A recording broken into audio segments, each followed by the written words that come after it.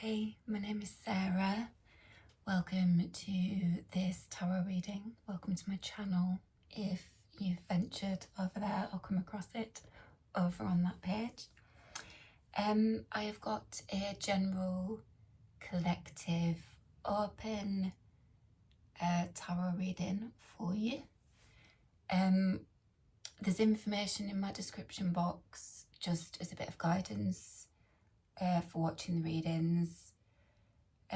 Please use your discernment when you're watching and just keep an open mind.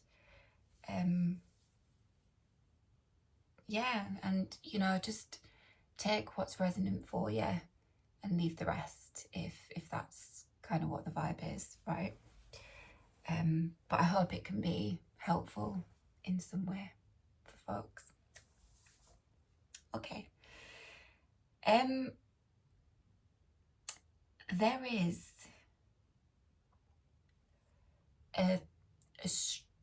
quite a strong ancestral energy coming through here, like quite a strong presence of that. And there's also very much there's a lot of loyalty being indicated here, like a lot of loyalty. There's also kind of something, partly owing to one of the decks that I'm using, there's quite a big emphasis, I think, on simplicity.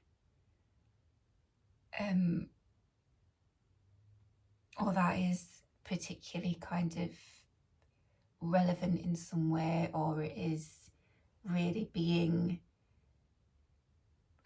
put to the forefront for whatever reason will come out as I'm chatting about the cards. There's a really interesting underlying energy. So I've used, when I say underlying energy, I mean that when I have shuffled and pulled the cards, there will be a card or several cards at the bottom of the deck that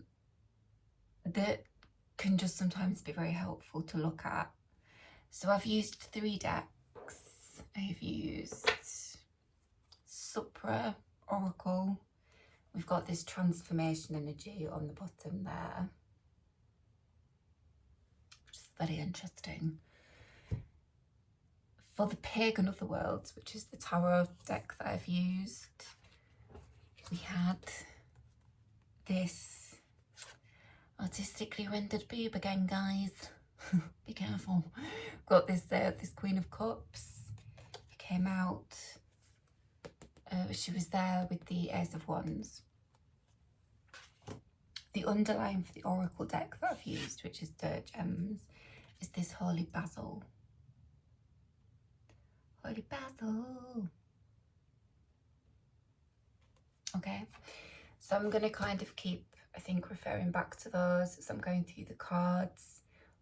But I mean, there's some mega energies. Sorry. The Empress and the Emperor are together as well. So they were behind Queen of Cups, Ace of Wands. So that massive, big energy here. And it's the Empress and Emperor, right? So they are sort of counterpart energies of one another. We could sort of look at it like that. But yeah, get what I'm saying, like Empress and Emperor.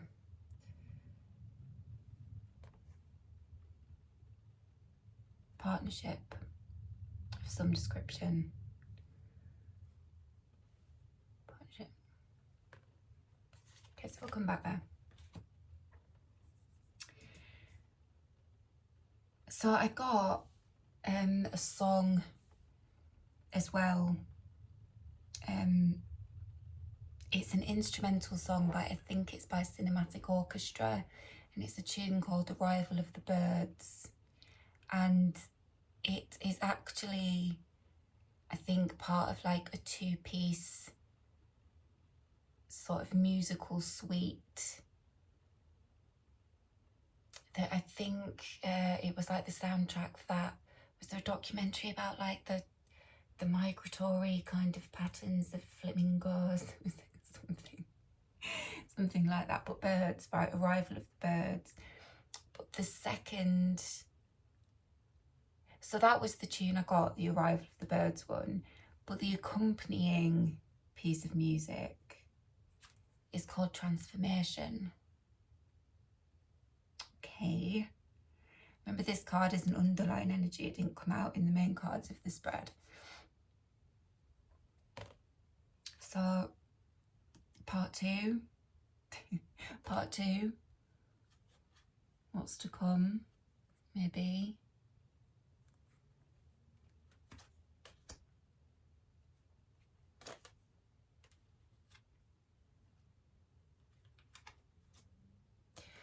We'll see. Right.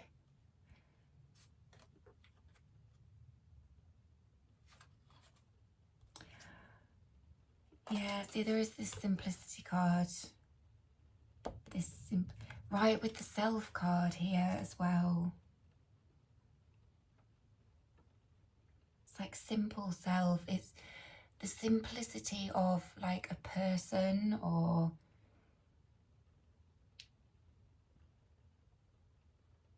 people. Something unspoken there with the silence card. I went out for a walk today. I've just moved house and there's like a little kind of lake thing in some bloody woods really near my house. And I saw a swan on that lake, right? A swan. And it's called a mute swan. Don't know why. It's just what it said on the information board. Mute swan, right? So that's interesting. And now here is the silence card. So there's something there. Remember the holy basil and this Queen of Cups are kind of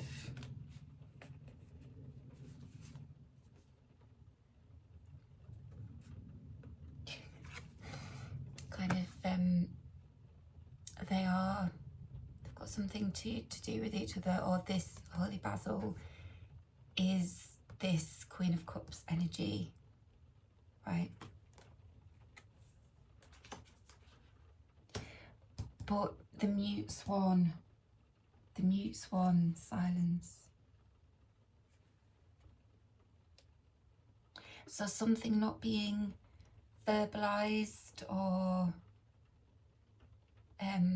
something particular not being spoken, or some verbal line of communication doesn't have anything occupying it. Something like that. Right, and there's fire as well, right? So the Ace of Wands is the Wands of fire.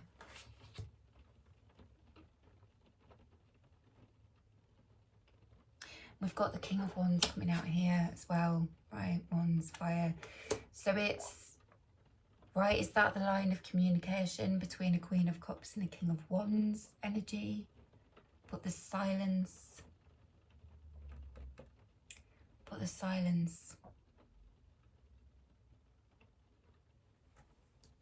But there's something there, right? Because look at the fire being offered.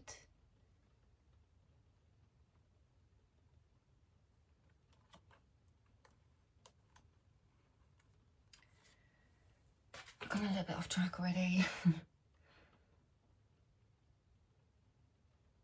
Yeah, look, right, so there's a shell on top of this figure, and this Queen of Cups is holding a shell in her hand. Yeah, there's something, okay, so there's something that perhaps this Queen of Cups energy isn't saying. Silence, right, lack of sound, so I'm going to say it's something spoken, I think. not being spoken, right?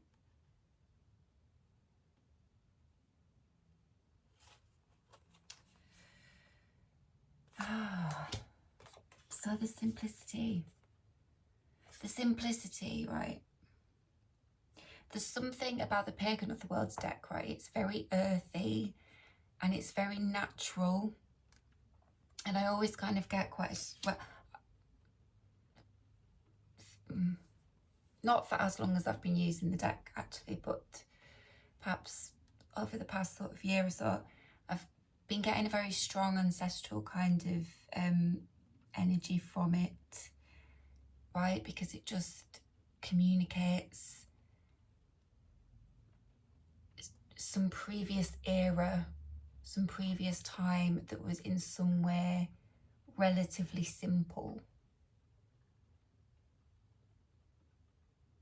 in certain ways, right? It's just a simplicity about it.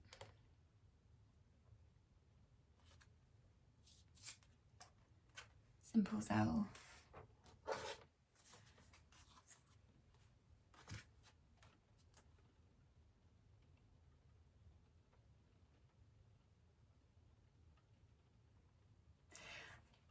Something about nothing will come of the conflict as well. Nothing will come of some kind of conflict.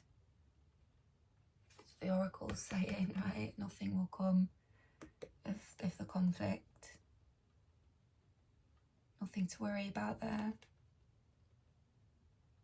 Or don't get distracted by it, perhaps, or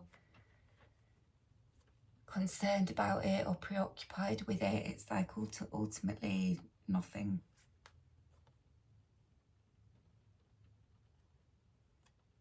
Right?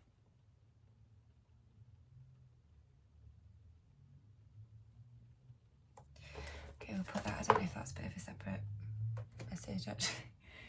Right, so gone completely kind of, so everything that I've said there I think is in some way going to relate to the energies that have been depicted in the cards, which I'm going to jump right into now. So the tune, arrival of the birds, transformation. So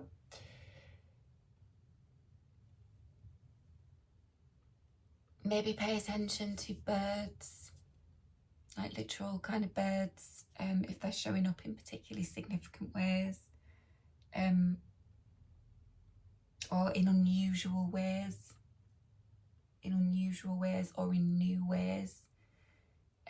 Just kind of take note, right, of where, perhaps what type of birds they are, what about it in particular is kind of caught your attention, because there could be quite a lot of message in that for people. Okay, so the first card out was this Knight of Swords, right? And this was just this, so I sit and meditate with the cards. Okay, so my meditation, it was just really coming through as like a spiritual battle cry. Like it's just this big battle cry energy, right? But it's air, sword to air, which communicate to me like spirit often, right? But air can also sort of signify communication. Air's an active element. The Knight of Swords is all the Knights of Fire, as well as the element of their suit. So fire, of air, it's very, very active energy. It can be very lively, a bit kind of can rush into things. It can be quite reactive energy, but just really, really like battle cry. And it came out with this demon.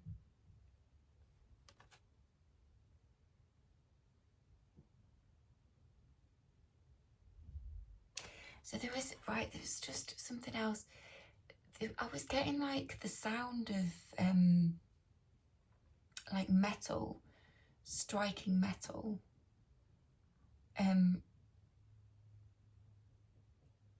Like metal striking metal.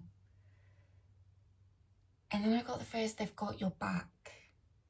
They've got your back, right? So being supported, being defended, being protected, they've got your back.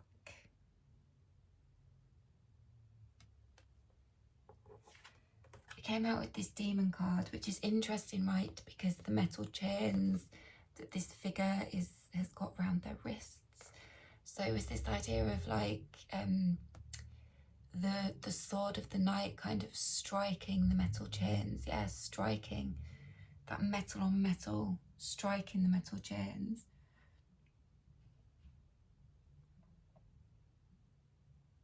And I've got the word meta from the Greek word meta, right, which means with, across, or after.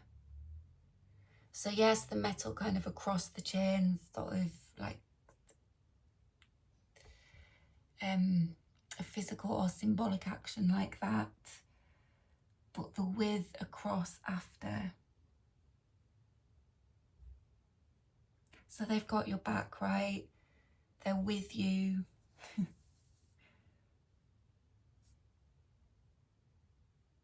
But there was something because of the water with this demon, in this demon card here.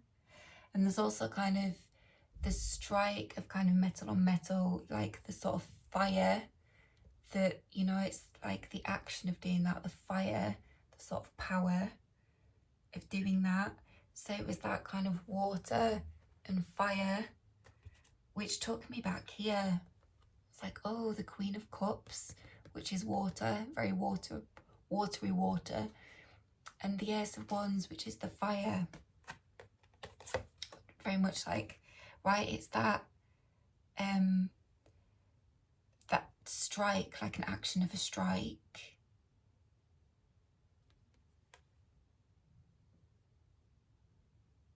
Striking.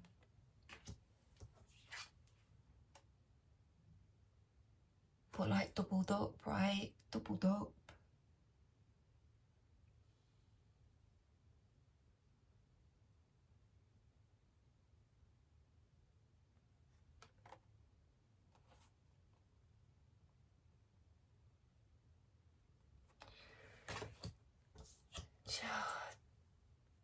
This one has got this kind of urn. I don't really know what it is. It's like a fancy kind of ornamental thing. This is an urn. It's this demon dispensing the water.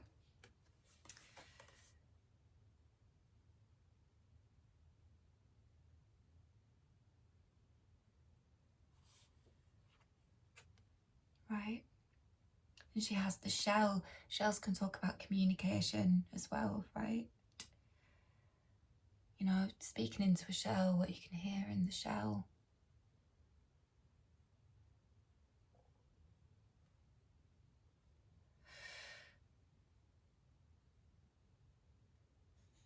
Something about distance there as well, which is taking me back to this silence card.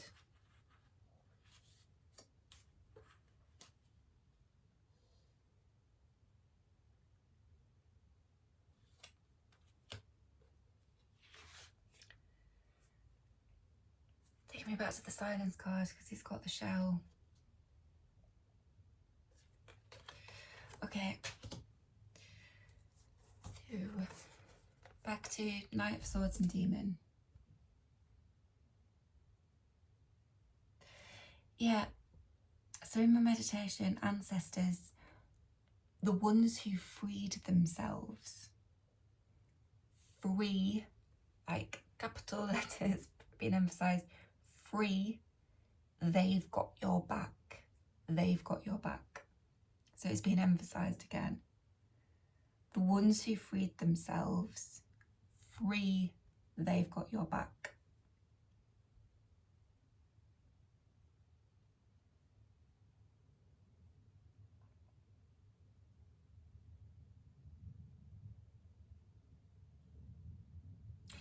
There's something about this demon energy because it's got the urn. I'm talking about seashells or shells for communication, right? We've got this Queen of Cups here. There's something about communicating through the shell, right? And sound to your ear, like what you hear and speaking into it. There's something about whatever this demon is representing here about some kind of interference, and that is kind of it's what the chains are sort of representing.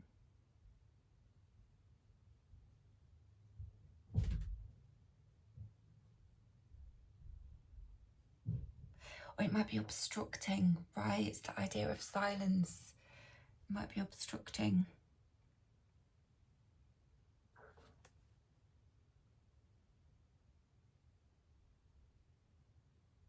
Something about transmission there. Something about transmission, but through the water.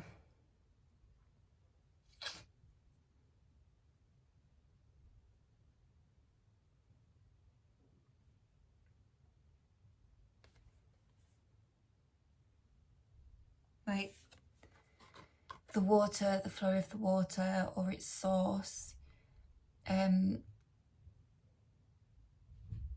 is like a mode of, it's like a channel of,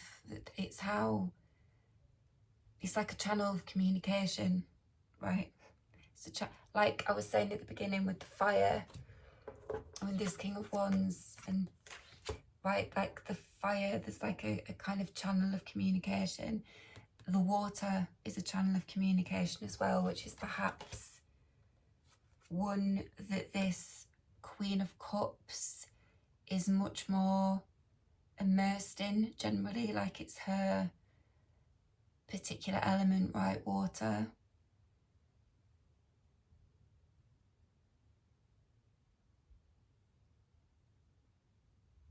But some fire, right?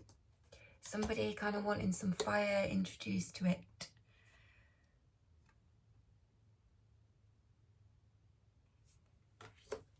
Because it's there.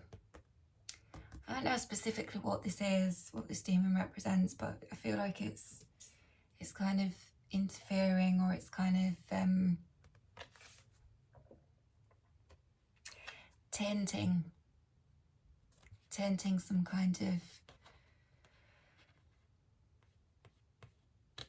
communication, or some kind of channel of communication, right?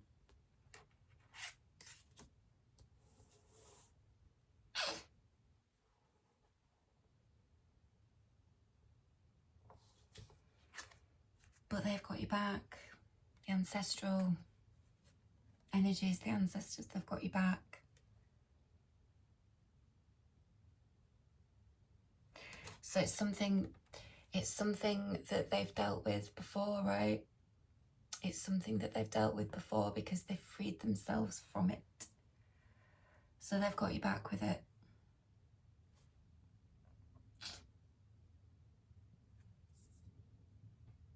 Meta, right? They're with you. They strike the sword across the chains to free you. They're there after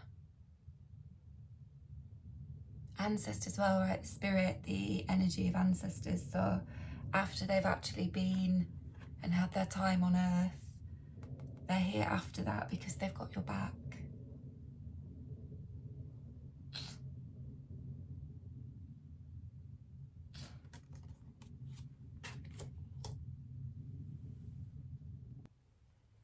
Okay, so these two actually came out with this ashwagandha from the Dirt Gems, right?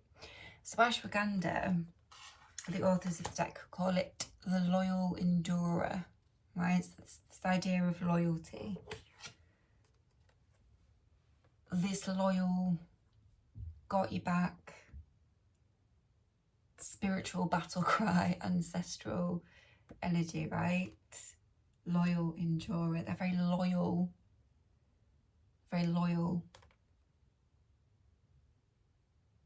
to you, right? To whoever this message is for. They're very loyal. endure, right? They know how to endure. Because they freed themselves from something. So they know how to endure, right? But ashwagandha, so the authors of the deck, they write about this. They're sort of loyal endurer, right? So it's all about like long game, big wide horizon view, in it for the long haul, in it for the fucking long haul, right? They also write, in order to create new patterns in our bodies and minds was the thing that was being emphasised though, right? The air, the swords can represent the mind in the tarot. So there's something about minds. But right, in order to create new patterns, pathways must be carved entirely anew. So the last reading that I posted, it was talking about sort of etching new channels and new patterns, right? And it was the Hierophant myth energy. So if you go check out the timestamp, there's something there, right? It's that idea of like new narratives, like writing new stories, like rewriting the myths, right? You can have, things can evolve. You can have it without the sorrow. You can write your own, right? So it was there. But the thing,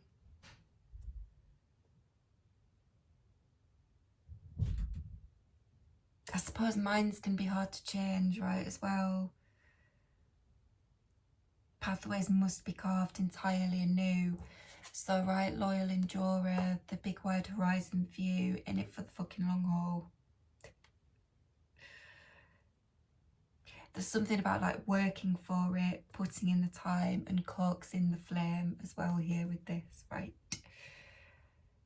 So the mindsets can be changed, the pathways can be carved new, which is important for the new narratives and the new stories, right?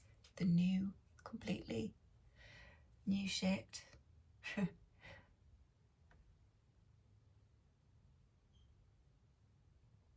That's like a properly recurring theme as well, the idea of like the importance of new narratives.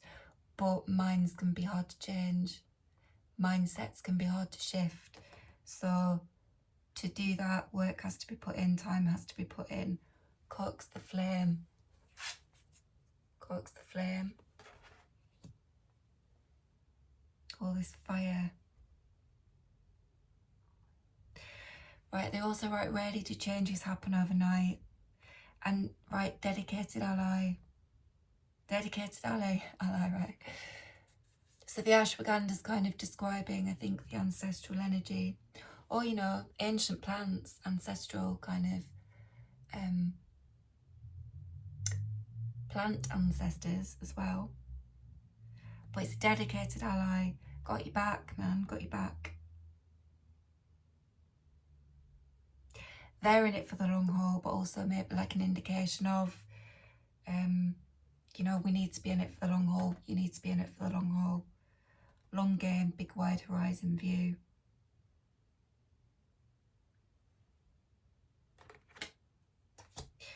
So the next card out was this King of Wands figure, which is interesting. Got two oracle cards for this one. Got the moon and Gnosis, right? With King of Wands.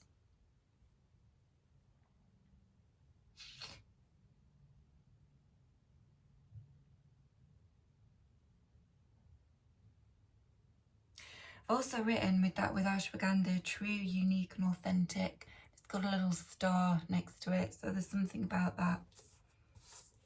True, unique, authentic. Authentic. Something about the simplicity.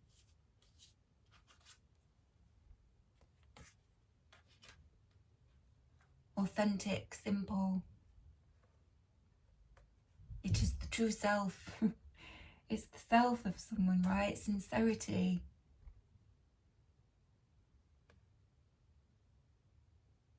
Sincere, simple self. Stomach's making weird noises again. yeah, sincere, simple self.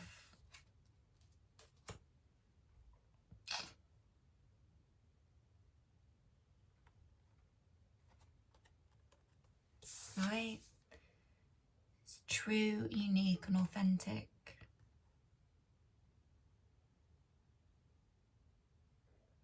And they're all dedicated allies, right? Or they're very good allied qualities to have, to exhibit, to embody, to move around in, right? Truth, uniqueness and authenticity.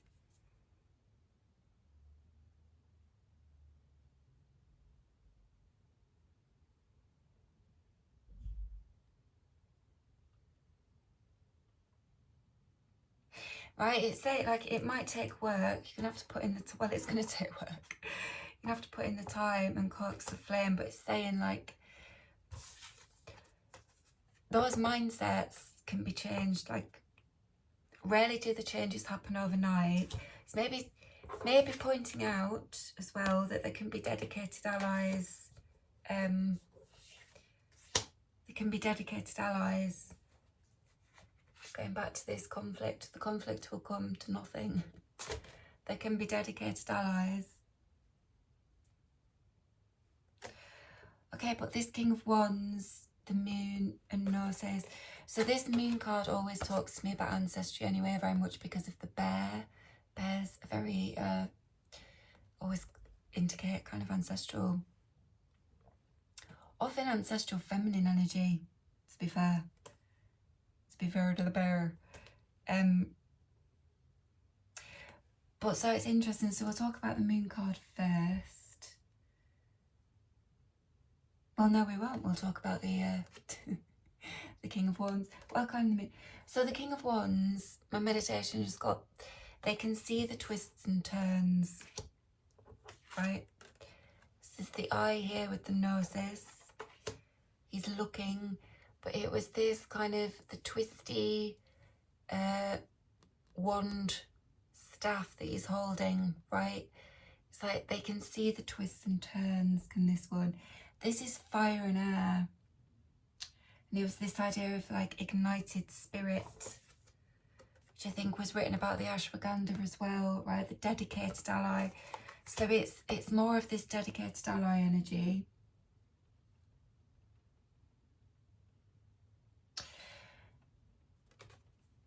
Right, but it's interesting. Yeah, right, because the lion is in quite a passive or relaxed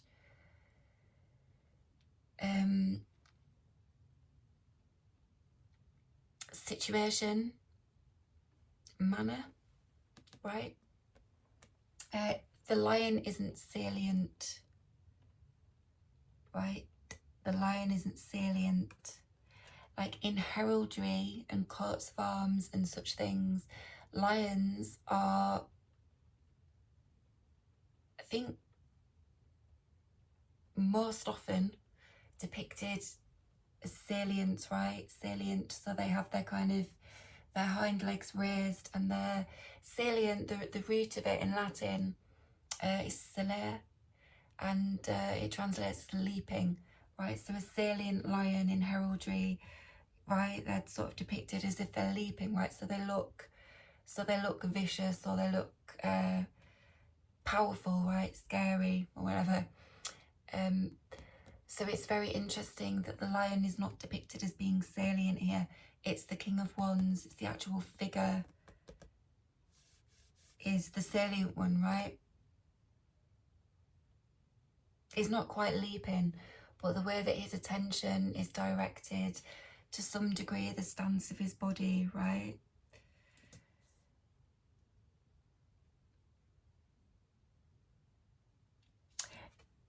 There was something as well, something about looking out for crocs. Right, because they've got your back. Got your back.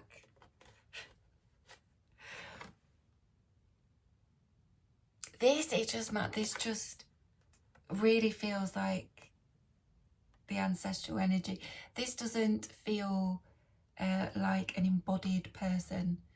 This is like this energy is very, I think, very strongly supporting somebody or some people. They are very loyal to someone. They've got their back, right? They will defend, protect, and support them. Because they freed themselves, right? Right, and because, yeah, it's something about like they know the twists and turns. They know how to spot a crook. That's a bit of a sideline, I think, the whole looking out for crooks. Right, as in like dishonest, like crooks, right? Fucking crooks.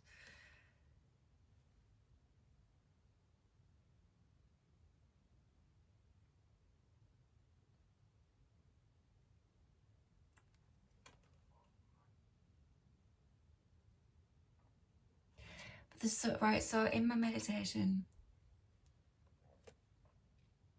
there's something very, very, well, I've written light a candle for them. Light a candle for them. King of Wands is fire and air, right? All the kings are air, plus the element of their suit. So fire of air here with the King of Wands. Or air of fire, rather.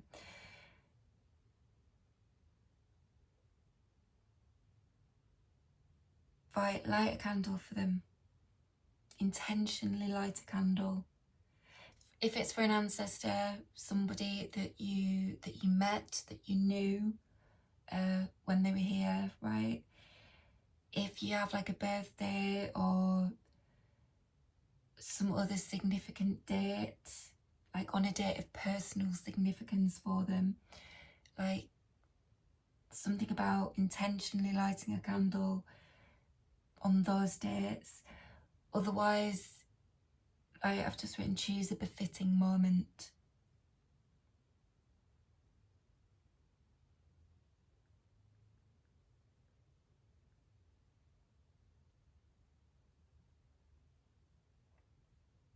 As much as you're able and as much as you're comfortable with there, but there was just very strong, quite clear kind of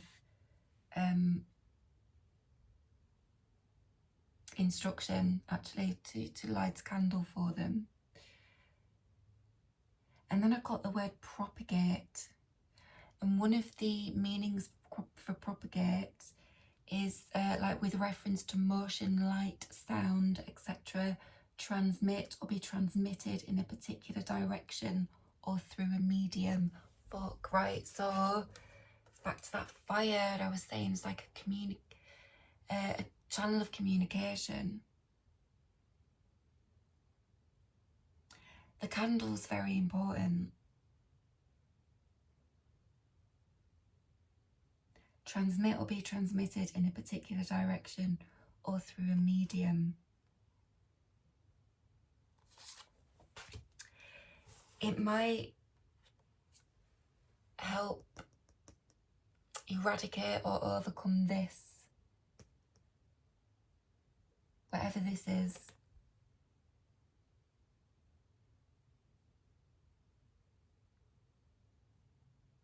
The demon's quite like an earthy energy to me, right? Quite an earthy energy. It is depicted, right, as a kind of beast.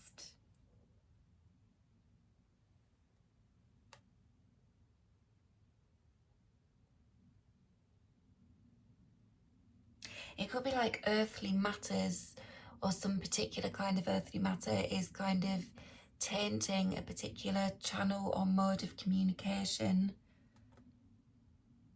So some communication isn't getting through, and that is problematic. Right?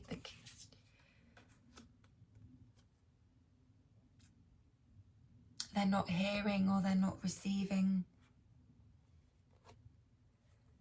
like a particular kind of communication, even though they're or a particular message, even though they've got with them what they would use for that.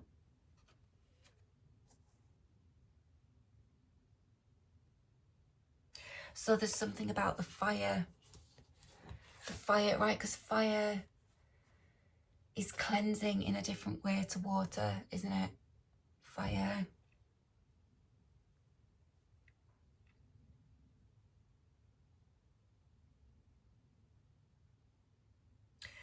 Fire might scare this. It might agitate or make this energy uncomfortable, whatever this demon is, right? Energetically speaking. So there's something about the fire. Clear line of communication. Propagate.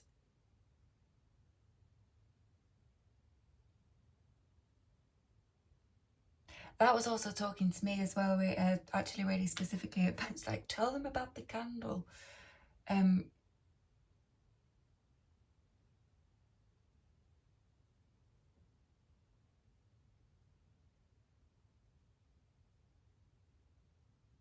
Yeah, it's... If you have a particularly significant date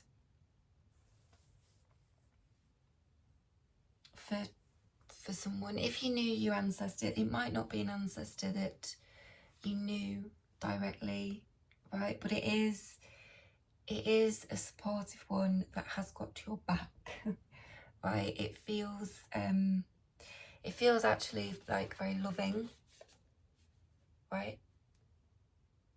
Love with the Queen of Cups, and with like the Empress here as well, and the Holy Basil, which the deck creators call the romantic, right? But it's this kind of really buoyant energy. So it's like, it feels really supportive.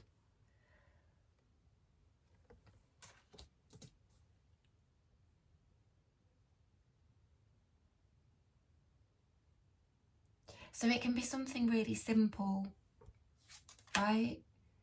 Just a simple but intentional kind of action. Really intentional. Because there's a particular, I think maybe a particular kind of ancestor who is wanting to communicate or communicate something specific. So even if you did know them, right, even if you did know them in this, in your lifetime, they might not be communicating what you would expect them to communicate, or about what you would expect them. That there might be something quite different about it.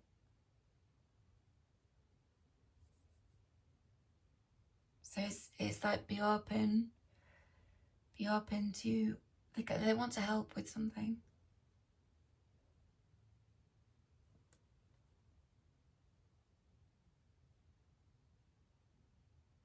Perhaps leave an offering as well. Like I leave a little offering often.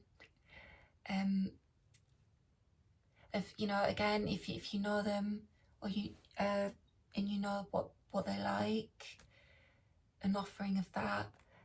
Food's always a really good one. Just an offering of food. Maybe a food that you particularly enjoy, or that's like culturally significant for you, or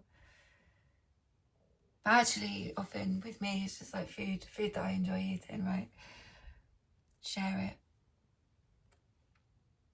Do what you want, right? It'd be very personal, very individual to people, but the candle is important, or just like fire.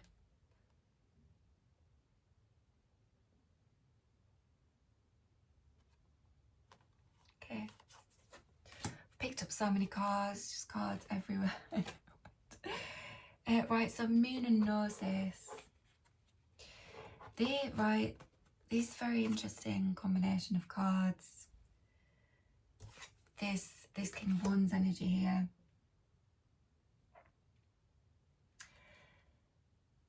So I've put lost or otherwise obscured experiential knowledge, right, Gnosis. I've heard Gnosis defined as like self-knowledge quite often, but I recently came across an author who said that it was more accurately translated as experiential knowledge, right? And that is what came through here, right? But this idea of like distance, right? Like from the past that an ancestor lived in, right? Some kind of ancestral lost or just otherwise obscured, inaccessible, right? Because the right channel hasn't been available to transmit. That's what this fire is about. It's the intention as well, right? The intention of lighting a candle to connect with an ancestor. So that could be quite new to a lot of people. It's new to me when I started doing it a couple of years ago. And I've had spiritual practice in my life for quite a long time now, but specifically ancestors. So it could be a new thing for a lot of people. So it's like the channel hasn't been open, or you get what I'm saying? The most appropriate means of transmission hasn't been established.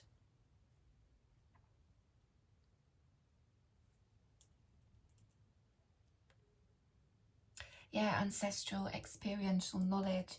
So it's whatever they're wanting to communicate, I would kind of say it's likely about something from their own experience, or they have some they just have some experience that they would like to communicate with you to help with something.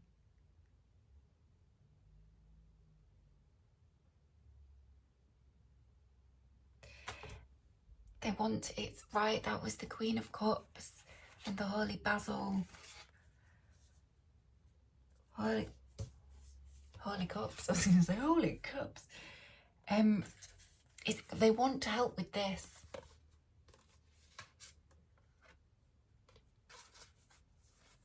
Right, they want to help with this.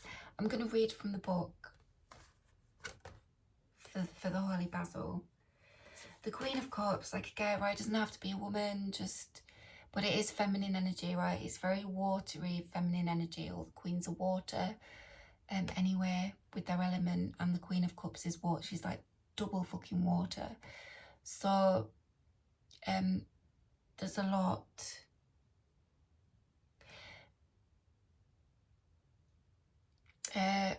She represents often the zodiac sign of Cancer, which is ruled by the moon.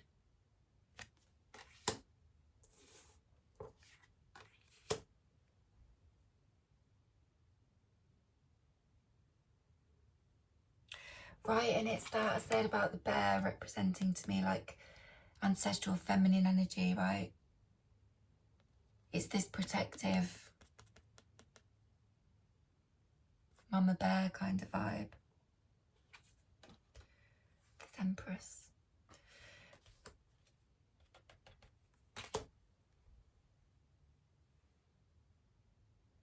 So they want to help with this, right? Whether that's what I've been chatting about so far with, I'm sorry, you can't see the cards because I've got to cover up the boobs. Whether it's kind of what I've been discussing so far with this card, or, you know,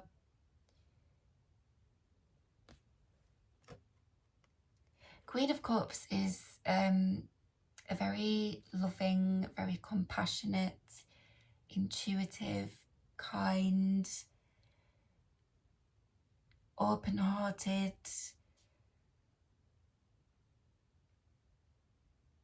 caring energy, right? very buoyant and light. All those aspects have sort of been highlighted because she's out here with the Holy Basil. Right, so it's the court card. It might be literally a person, right? Somebody who really embodies those qualities, or it's being recognised, or they are the qualities or the traits that are kind of being recognised, right? So a sort of feminine ancestor is coming through to kind of help with something. Does this King of Wands need some help?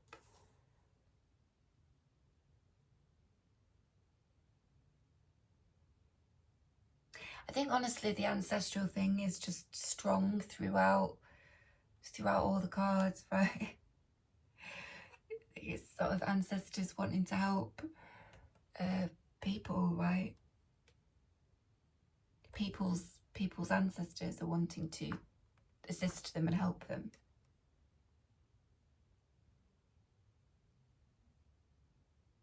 Time to open the transmission lines, right? But there's something, I got that, like, forgot to mention it. It is something quite specifically to do with what this is representing for folks. Like, they want to help. They want to help with this.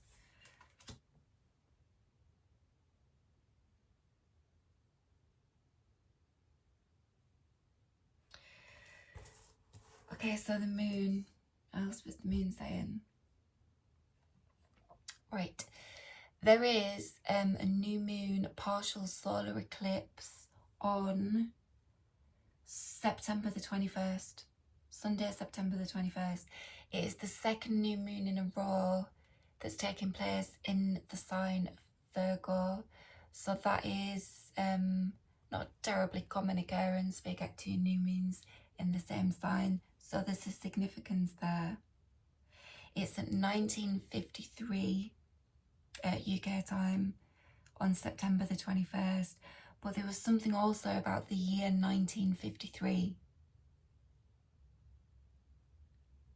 Right, if that's got personal significance for people.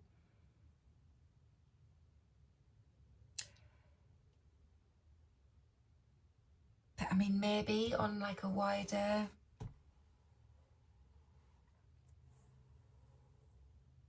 Okay, personal significance for people, like 1953.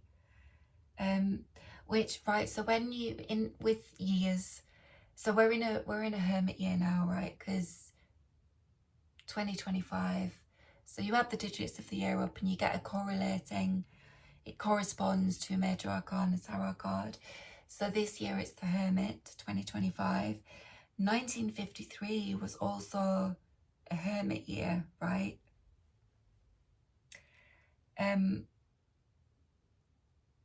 Because it adds up to 18, you reduce that to the 9.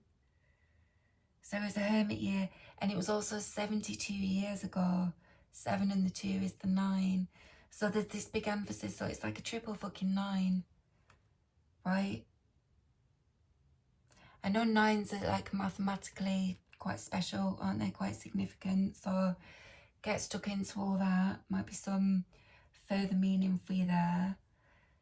But just like 999.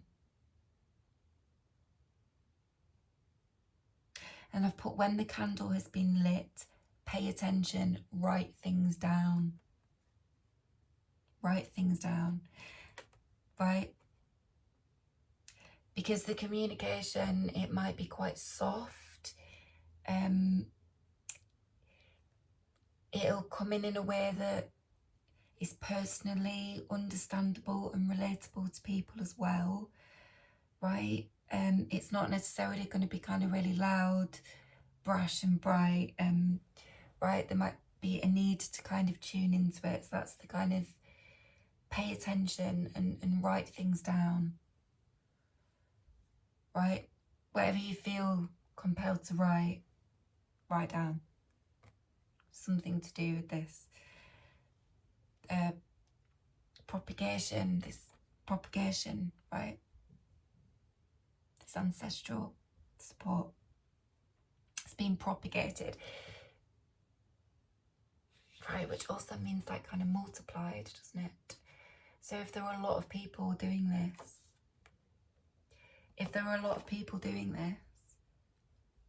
there is this big collective effect, right? There will be multiple people opening a transmission line with the ancestors, and multiple ancestral energies coming in to help. Got your back, remember.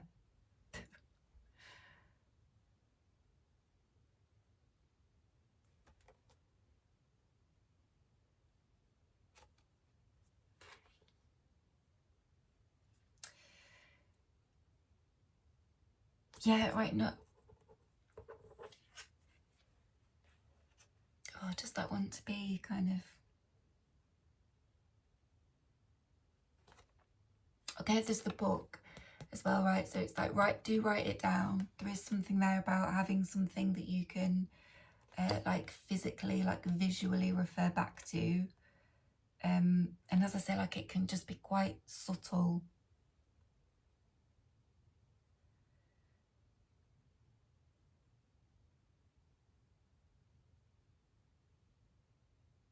Right, it's giving you knowledge. It's giving knowledge of experience. I think I just feeling again to say it might be not, if you knew them when they were here, it might surprise people. It might surprise you what it is they're wanting to communicate about, or there'll be something a bit unexpected about it, right?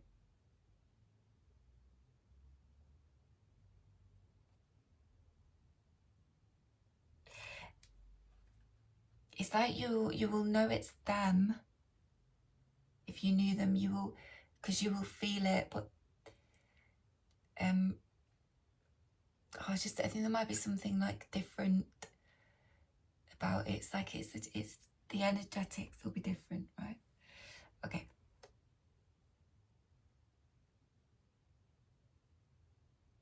You'll feel the love, right? You'll feel the love. Okay.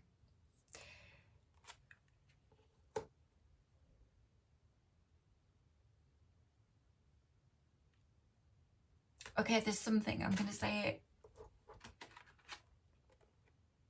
I'm not going to go into it too much. There is something, I don't know if this is what they're kind of wanting to help with a bit, right? And what it, the Queen of Cups and the Holy Basil.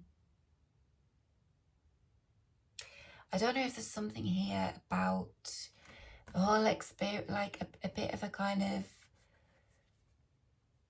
an aspect of something that you've got to be mindful of that can play out in this moon Gnosis energy anyway. It's a bit of a different message, but there's something about, right, just not the ancestors for a second, right? It's talking about like a person's experiential knowledge that they have, the knowledge that they have that has come from the experiences that they've had in their life, right? There is something here about being careful to not project, to not sort of project, I think,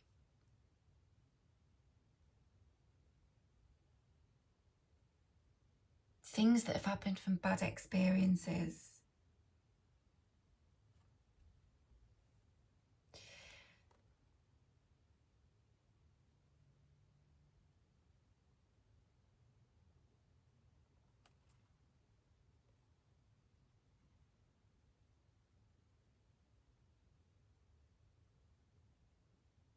Right, it's just, even if particular things were experienced in a certain way in our past, or happened a certain way, or whatever, it doesn't mean that that is what it's going to be like in the future or something. That's what I mean about projection. It's like there's something about like, be careful of that, of projecting because of some previous experience. Doesn't mean that that's what the future's going to be like, right? Or it doesn't mean that's going to be in the future. There's just something like about that. Be mindful of that.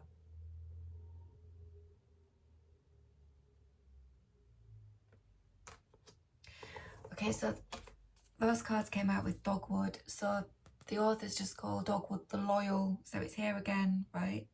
The Loyal. Right. Powerful reminder of how to learn from what has come before and to then become something entirely new. It talks about like discarding feelings of threat and violation. The conflict. The conflict that won't come to anything.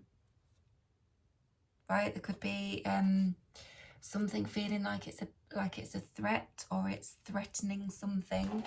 It's perhaps got quite a big, loud, thunderous energy to it, right?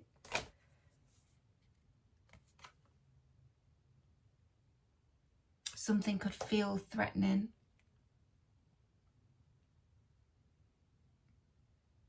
But that I've just been saying about the projection, right, from past.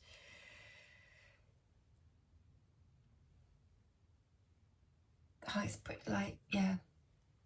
It's, that could be really personal. That could also be kind of actually just on a much wider kind of one, right? Just because something went a certain way in the past doesn't mean it is going to transpire in the same way in the future. Got a little bit of a snowman, right? It doesn't mean that. Powerful reminder of how to learn from what has come before and to then become something entirely new. It doesn't have to be outside of ourselves though, right? This is kind of looking to me like different stages of life that you go through, like different kind of versions of yourself, right? Different stages of the self. Different stages of the self.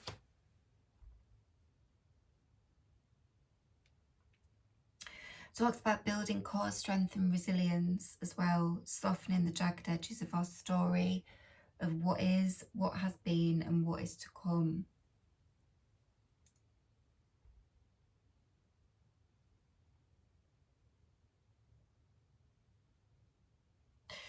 Right. Also, stop working so hard to steel ourselves against the inevitable pain and struggles of life, right? So steel sword here, remember me saying it's like can be like fire, air, like very active, very kind of energy. Can the Knight of Swords.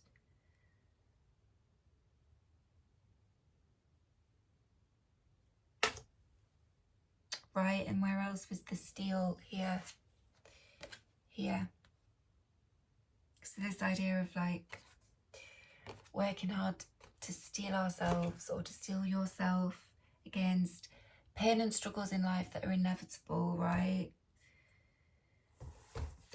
Capital fucking letters. We decide how we work with what we have, how we treat others and ourselves. This is the projection thing. It's like being mindful of doing that, right? In all the fucking ways as well.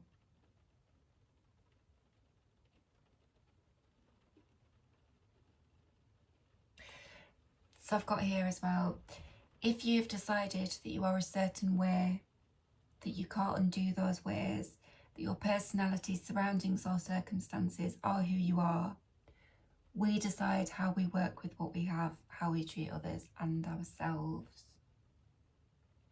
But as I said, like, you can widen that out, right? if you've decided that things are a certain way and that those ways can't change, talking about change is not happening overnight over here, wasn't it? Aye. Right? And that surroundings and circumstances, it's just the way shit is. Right? Actually, we're the ones that decide how we work with what we have. That is part of what the ancestors are wanting to communicate, I think, right? Because you free yourself from whatever, right? Whether that's kind of being bound to things in the past that we are perhaps projecting onto future things or current things. Maybe doing that a little bit too much.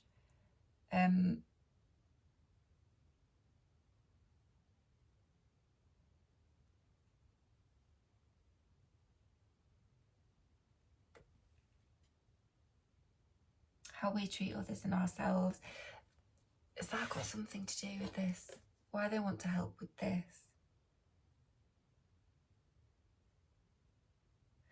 Okay, we'll come back to that. Okay. So loyal, again, that idea of like loyalty. Okay. There's a lot of fucking loyalty here, man. There's a lot.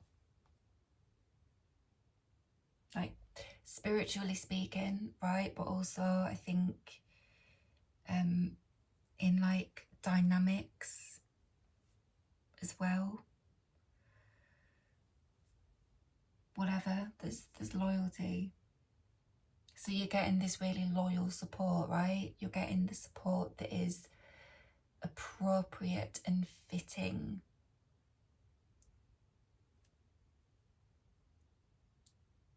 Right, so the next was Knight of Cups came out. He was out in the last reading. Came out with Stillness and Chaparral.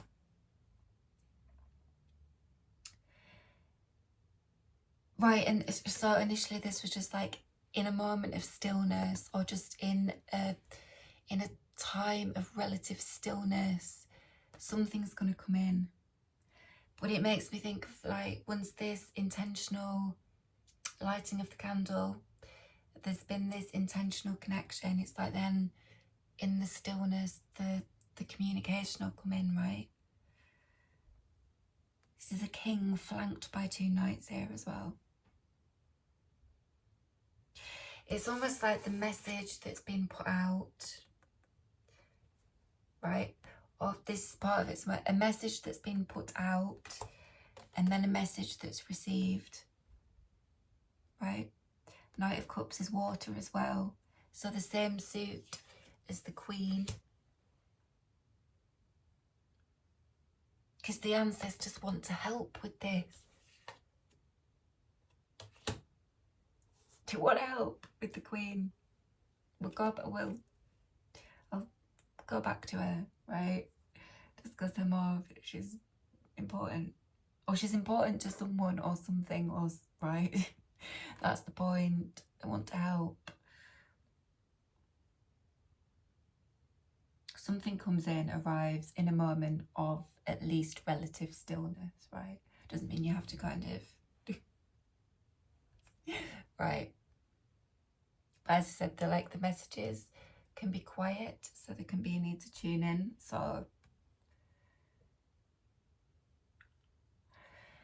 also the idea of timing, because Mercury, like the planet Mercury, the god Mercury, right, Mercury, the god that could move between all the realms as well, right?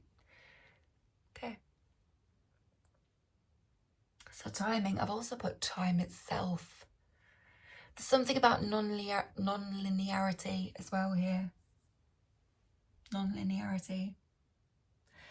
But right, so the transit of Mercury moving into the sign of Scorpio, which is where Black Moon Lilith currently is as well. Please refer to previous readings for that. So intensity, gentleness, and there was a reading called Cosmic Timing, really explicitly about Black Moon Lilith and that particular transit, right? It's here again. She's here again.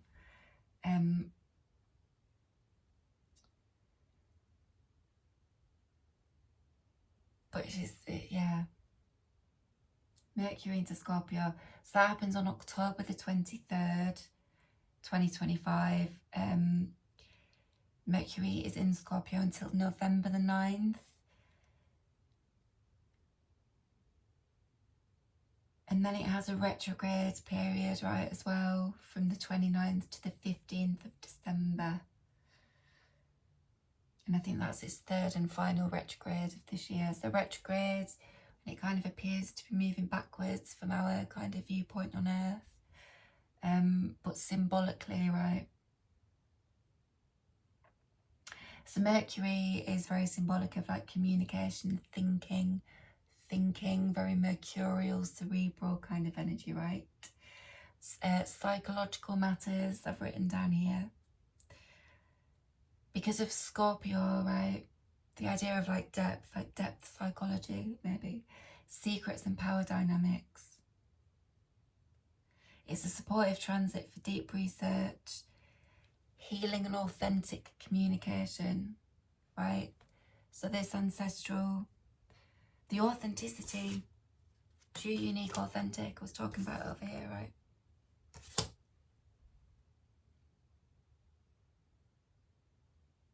Might be something about like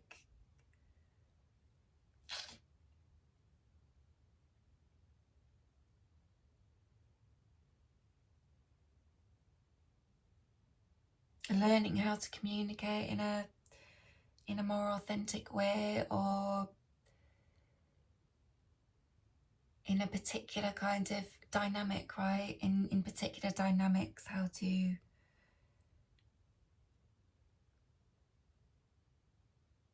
be true and authentic, which is what this one would be very naturally, right?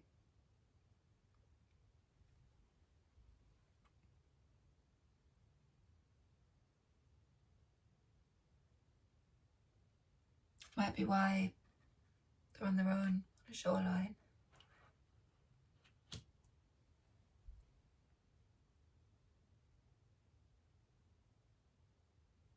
The King of Wands typically can sort of be a bit more of a card of ego, just because of all the fire. So it can be like a sort of like a more showy kind of energy, right? It's fire and air. It's like it's energy of like a kind of leader, go out, gets things done. You wouldn't necessarily typically associate kind of kindness and compassion, or it just wouldn't be. They're not the traits of a person that this energy would represent, right? Remember, the feminine ancestry here wants to help. Okay, I don't know. Right, so there is also something about the idea of planetary stillness as well. So when Mercury is a very fast-moving planet, when it's finished doing all its retrogrades, backwards motions, and it's kind of turned direct again, it was that stationing direct. When the planet stations direct again, right? It was this idea of planetary stillness. So it'll station direct, I think, on December the 15th.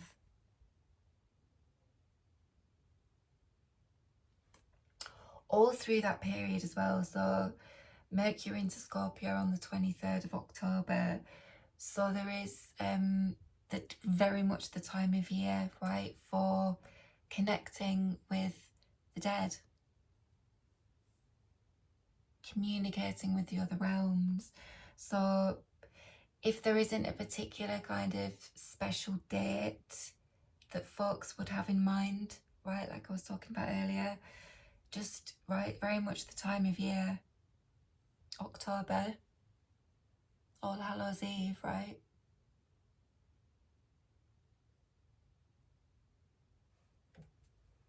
Right?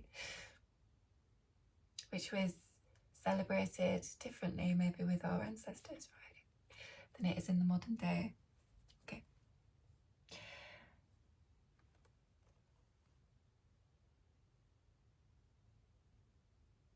Yeah, have I said it already? It's like the message that the King of Wands receives is different in nature to the one that's put out. So again, right, the ancestor, whatever message the ancestor is delivering, it might be a bit unexpected, might not be what you anticipate. They're helping in an unusual way, because they're helping with something. Okay. So there is this idea, so Chaparral is known as rider of the fault line. Right, belongs to the desert, Chaparral. So it brought in Lilith, right, because Lilith, when Lilith, she was kind of put at the edge of the desert in a particular Hebrew story in her law. She was kind of outcast to the edge of the desert. So Lilith, she's here a bit more quietly today though.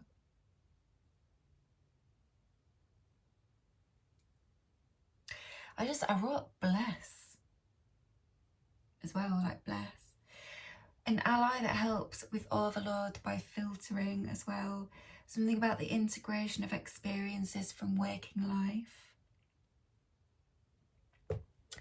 Particularly helpful if your experiences have shattered your sense of self or sense of memory in capital letters. So there's the self card here.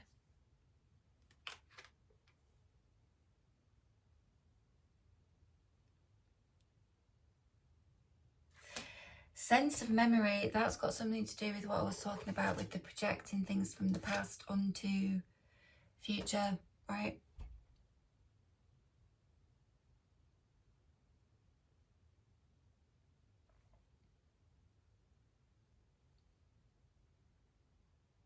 Sense of memory.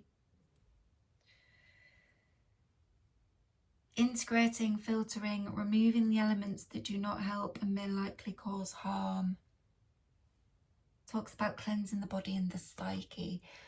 The psyche.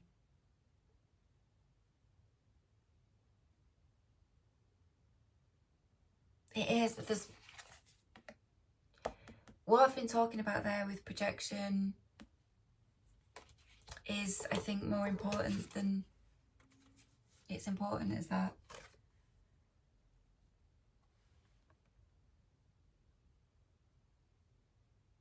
It's important, right? Because there's something, it's affecting.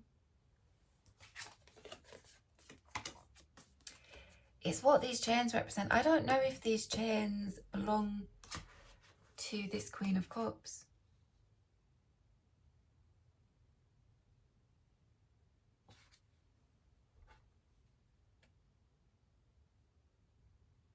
I'll go into why. I'll go into why that in a minute. Right. Yeah, cleansing the body and the psyche. So you like, it brings clear purpose and you can have good rest. And right, it talks about sort of healing the parts that feel fractured, chaotic or degraded. Remember the transformation cards here, guys, right? So something is very much shifting and changing.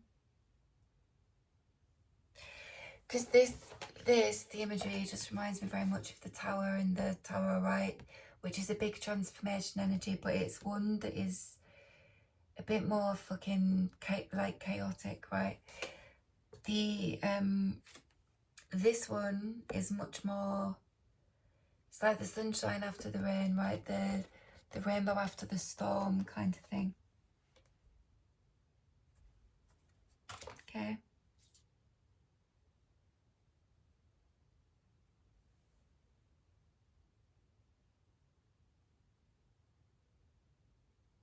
Ally that helps with overload by filtering.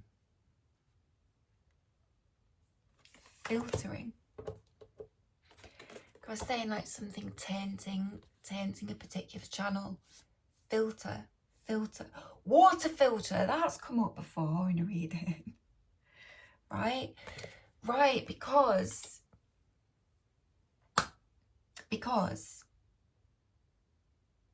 there have been messages or things come up in previous readings about like sort of old wounds and things like pain from past experiences kind of being lodged in your energetic body, right? Your body and your psyche, and it's all of that kind of needing to be cleansed out. So that idea of the projection from some experience, some actual kind of lived experience that someone's had. It's maybe like in their memory, or right. So that thing about the sense of memory, that could be like not necessarily that something has been forgotten. It could be saying like something that's remembered from a past experience is play. It's like it's too much in. It's being projected.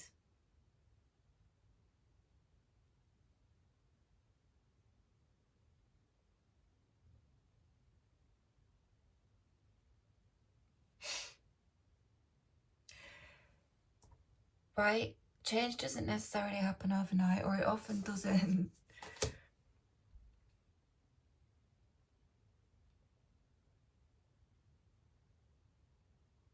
Mindsets can be changed, and then they kind of need to be, right? So to go back, the ancestors want to help with this, right? The Queen of Cups is very compassionate, very kind, very loving, kind of gracious, full heart energy, right? Very intuitive, very feeling, very empathetic, right? With all this water. And because she's come out here with the Holy Basil, it's like this is sparkly, effervescent, fucking buoyant, a bringer of like lightness, right? What else about Holy Basil? Yeah, bringer of buoyancy and true companionship. It's that true, right? Somebody is very true, unique and authentic here in their simple self, or that's being pointed out to them. If they are simply themselves, beautiful, okay? It's the idea, yeah. Simply be yourself, be your simple, beautiful self, right? Bring that. Because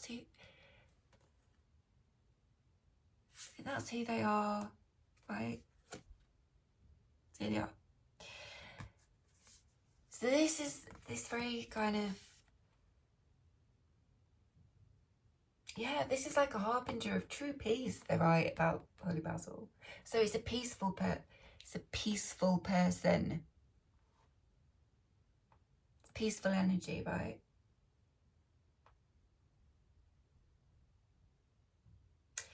I've written like brings light into the eyes of the collective. Hearts singing out, right? It's really gorgeous energy, Holy Basil.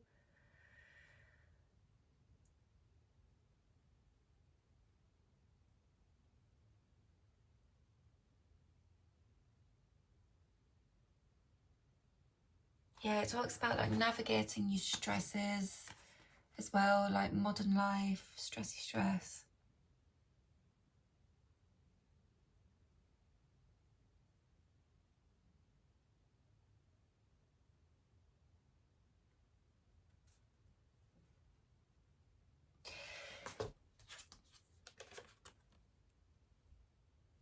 This Empress and Emperor, we talk about this real quick.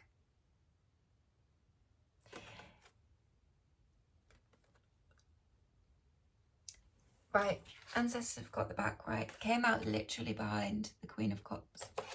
literally behind her. So they've got her back for sure, right? Or it could be like multiple ancestors, man. I don't know what's going on here. But this is like a significant combination of energies, like them being together in the deck. Because they're the Empress and Emperor. So they're these equal, big, developed energies. There was something in the previous reading about killing the king to make the emperor, right? Is in a kind of a sort of energetic death, which is a sort of transformation, right? But it is growth and expansion, and it was coming through as a kind of level up. It's like, right, the emperor, the level up.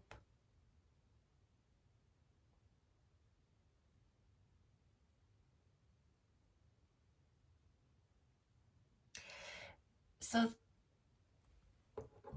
this guidance, this ancestral kind of got your back, support, wanting to help, opening up a line of communication is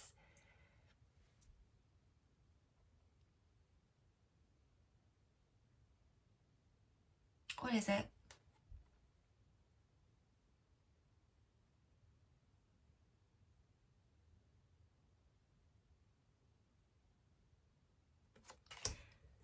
It's the idea again. It was the King of Pentacles in the other reading, but it's the King of Wands. It's that idea of like some kind of transformation of a king to get them into this energy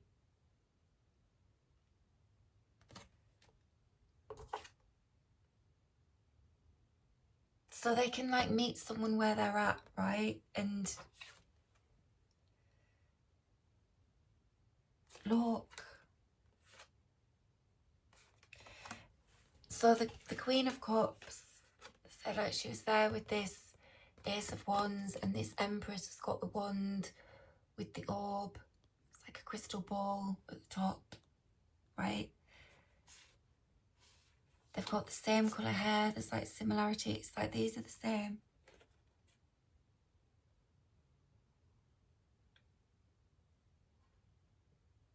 Right?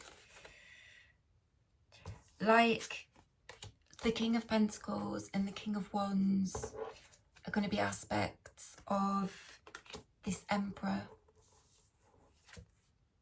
Like the Emperor embodies the energy of all the kings, right? It's the masculine embodiment of all the king, or what the kings represent. And it's the same here with the Empress.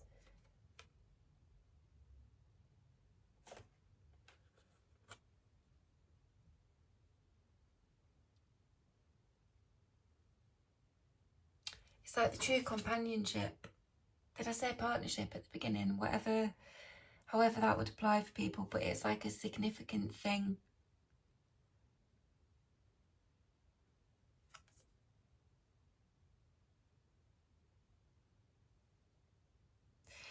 I was kind of thinking like thinking of like the word gentle, but I don't think it's quite right, really.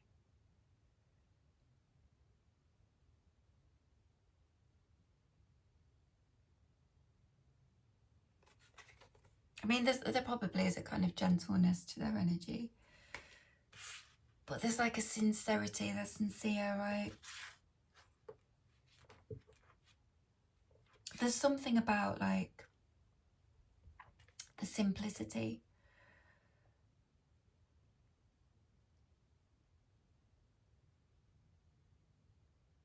So there's loads of different things going on. I don't know whether I've pulled it together into a cohesive thing. It perhaps doesn't have to be a cohesive message, right? Just see what resonates for you. So the really important thing is the intentional lighting of the candle, kind of in honour of and to connect with perhaps quite a particular ancestral energy that you may know or you may not, but it's supportive, it's got your back, it's loving, it wants to help. And you will know that because you will feel it when you do it, right? So in terms of everything I've said about that, especially, please, that's right. Key takeaway. Queen of Cups.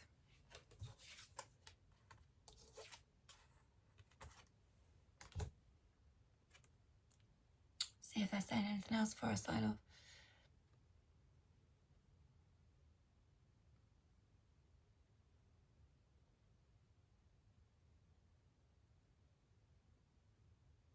There's a kind of authority here, but in a it's a strong pairing.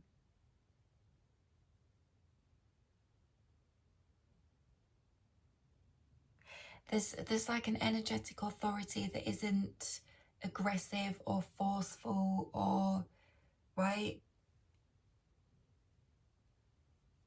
There's wisdom and there's simplicity and there's kind of love and support and power, right?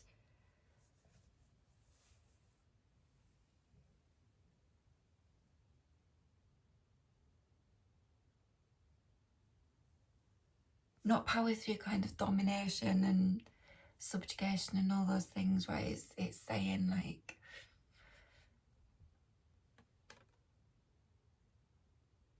it's like there's a lot of sovereignty here for each in and of themselves, and then the coming together is at the very least significant for them, right? It's met the match. Right, so it could be as simple as the ancestors just want to help you get it. Because there's some reason why. Or it could just be about people connecting with their ancestors, right? Doing that for the first time and, right, put the time in, coax the flame, the connection strengthens, like build the practice. And they, you know, because they want to help. But it's like a kind of reciprocal thing, right? It's talking about the offerings, like, as well. It's like a relationship.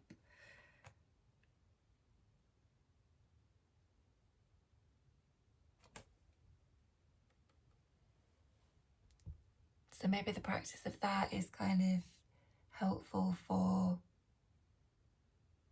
this dynamic, right? There's something about that. Okay. All right. It's eclipse season.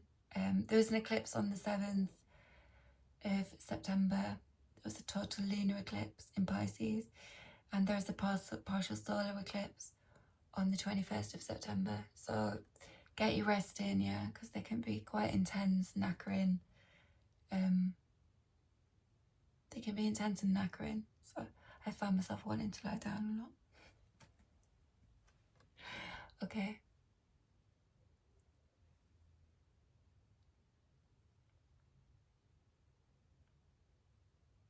All right, bless.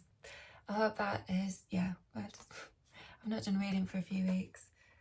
And I'm in a new space doing it, so yeah, it's been a bit different. Hope the lighting's all right. All right, bless.